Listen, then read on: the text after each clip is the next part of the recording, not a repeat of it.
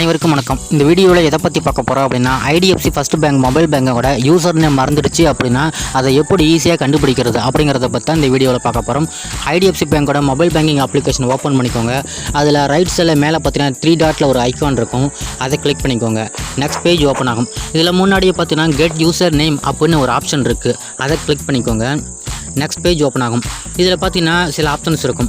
First mobile number enter பண்ணிக்கோங்க. Mobile number கன்ஃபார்மாக enter பண்ணியாகணும்.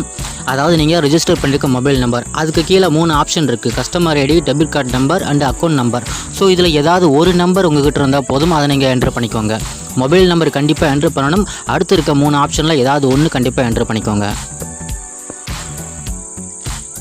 இப்போ நான் பார்த்தீங்கன்னா மொபைல் நம்பர் என்ட்ரு பண்ணிட்டேன். அதுக்கு கீழே டெபிட் கார்டு நம்பர்னு இருக்குது, அதையும் என்ட்ரு பண்ணிட்டேன். ஸோ கீழே கெட் யூசர் நேம்னு இருக்குது, அதை கிளிக் பண்ணிக்கலாம். நெக்ஸ்ட் பேஜ் ஓப்பன் ஆகும். இப்போது நீங்கள் ரிஜிஸ்டர் பண்ணியிருக்க மொபைல் நம்பருக்கு ஒரு ஓடிபி வரும். அந்த ஓடிபி கரெக்டாக பார்த்து இங்கே என்ட்ரு பண்ணிக்கோங்க. அப்படி உங்களுக்கு ஓடிபி வரும்னா கீழே பார்த்தீங்கன்னா ரீசெண்ட் ஓடிபியான எஸ்எம்எஸ்ன்னு இருக்குது, அது டைமிங் ரிவர்ஸில் ரன் ஆகிட்டு இருக்குது.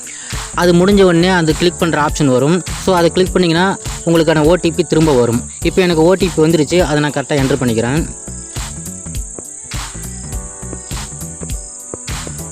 ஓடிபி என்ட்ரு பண்ணதுக்கு அப்புறம் வெரிஃபை அப்படின்னு ஒரு ஆப்ஷன் இருக்குது, அதை கிளிக் பண்ணிக்கலாம்.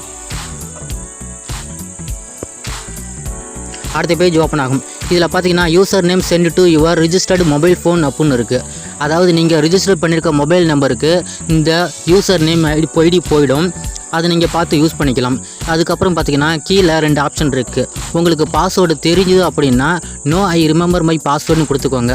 உங்களுக்கு பாஸ்வேர்டும் தெரியல அப்படின்னா yes I want to reset my பாஸ்வேர்டுங்கிறத கிளிக் பண்ணி உங்களோட பாஸ்வேர்டும் சேஞ்ச் பண்ணிக்கலாம். ஓகே ஃப்ரெண்ட்ஸ், இப்படி தான் உங்களோட ஐடிஎஃப்சி ஃபர்ஸ்ட் பேங்கோட மொபைல் பேங்கிங்க்கு யூசர் ஐடி கண்டுபிடிக்கிறது. இந்த வீடியோ எல்லாருக்கும் பிடிச்சிருக்கும், புரிஞ்சிருக்கும்னு நினைக்கிறேன். இந்த வீடியோ பிடிச்சிருந்தால் லைக் பண்ணுங்கள். இது சம்மந்தமாக ஏதாவது டவுட் இருந்தால் கமெண்ட் பண்ணுங்கள். இந்த மாதிரி வீடியோஸ் நம்ம சேனலில் அடிக்கடி வரும், மறக்காமல் சப்ஸ்கிரைப் பண்ணுங்கள். தேங்க்யூ.